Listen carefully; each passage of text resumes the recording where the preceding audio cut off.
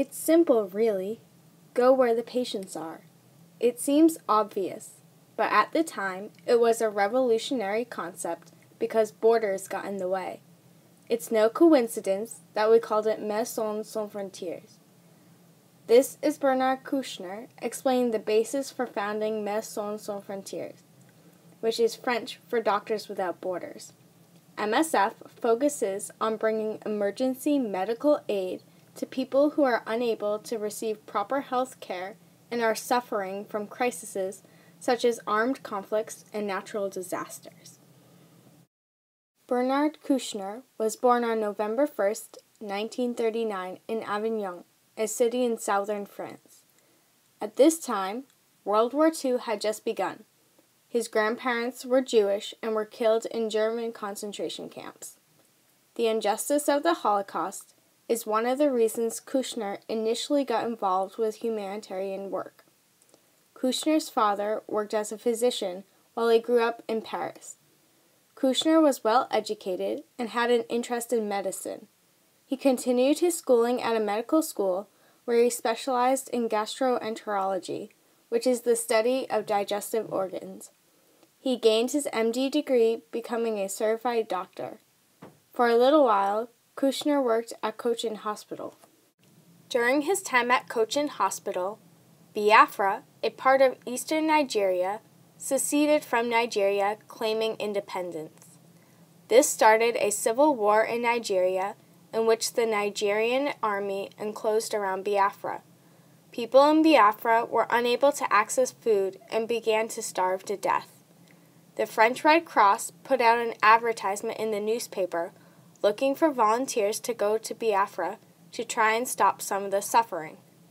Bernard Kouchner responded to the ad, agreeing to join their mission.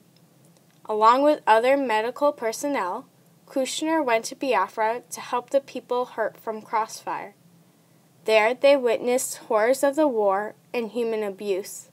However, in the Red Cross, there was a policy that prevented volunteers to speak about the human abuse they witnessed on both sides of the conflict because they wanted to remain politically neutral. Kouchner said, "Medical school never prepared me for this. It was only about caring for patients, but in Biafra, I was confronted with the basic questions of human justice. You couldn't stand by or remain silent about the broader context in which the humanitarian disaster was happening. The same context happened earlier in Nazi Germany, when people in the Red Cross remained silent and didn't say anything about the brutality of the concentration camps. Kouchner's experience in Biafra made him decide to find a new way to help the suffering without remaining silent." He openly emphasized that the International Red Cross's policy of non-involvement in politics of the countries at war was unacceptable in those circumstances. 2 new relief organizations were founded.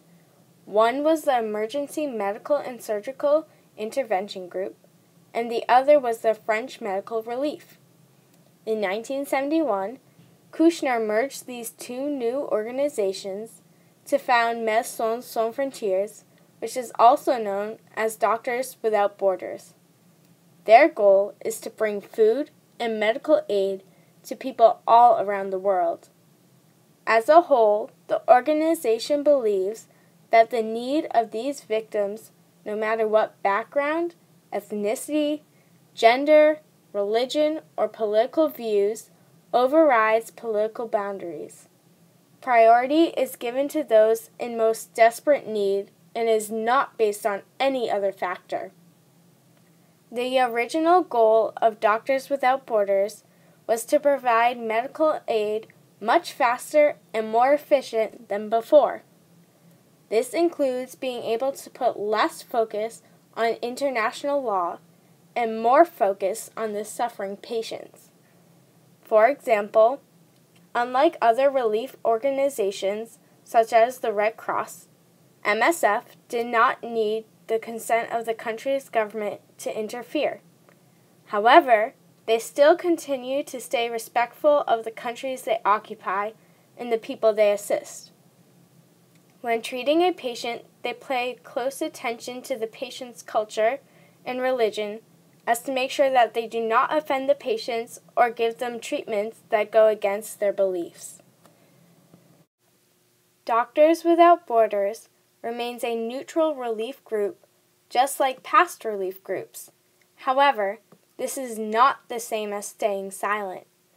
MSF does not favor one group over another at the site of a conflict.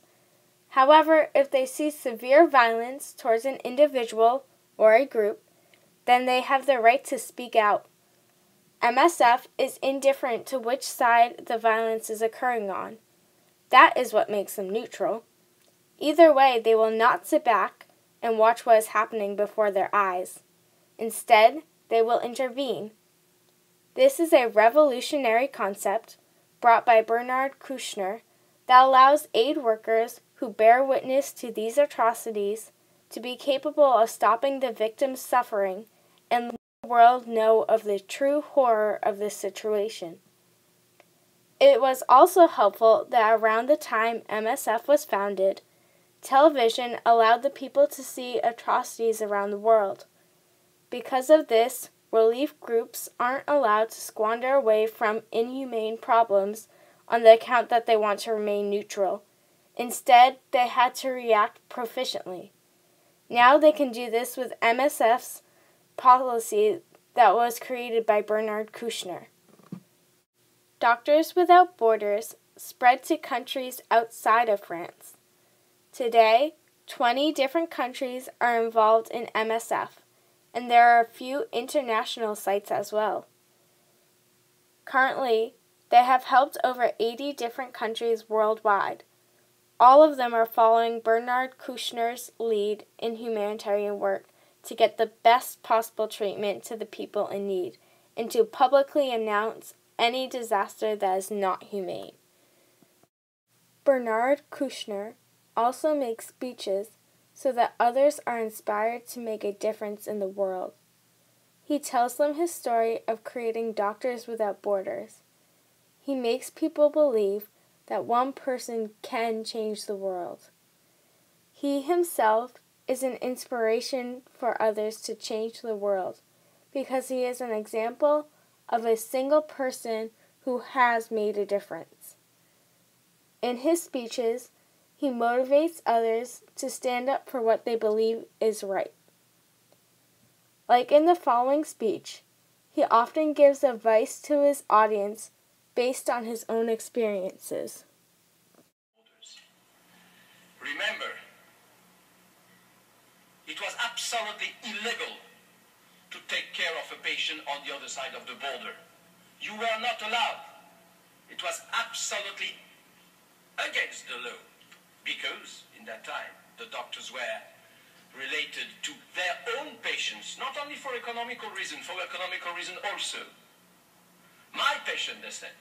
So the other patient, they were not absolutely so far from taking care of them. We decided it was in 68, some friends, and that's why one person can change the world. Yes, please believe that. We were 2, 5, 10 at the beginning, not to accept first lesson. Never accept the suffering of the others.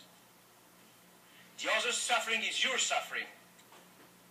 But sometimes, to take care of them, to start changing the world, you have to be illegal. Be illegal to change the law, my dear friends. In many of his speeches, he refers to the idea of the responsibility to protect. This is a saying used for when humanitarian efforts have the right to interfere. He explains that this is very important.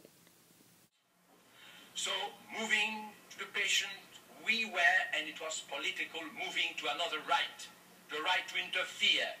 Here in the United Nations system, we used to call it the responsibility to protect. This is the goal, my dear friends. We must sacrifice both our life and time, and not life if it's possible, to set up this concept of the responsibility to protect.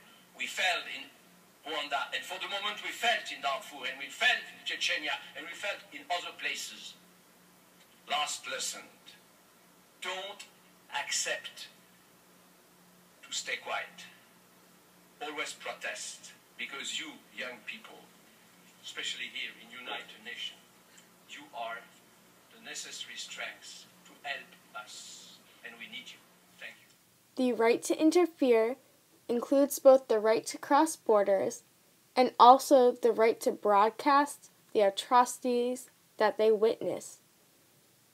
Kouchner's legacy is to limit the suffering of victims in the world through the people he inspires and their right to interfere.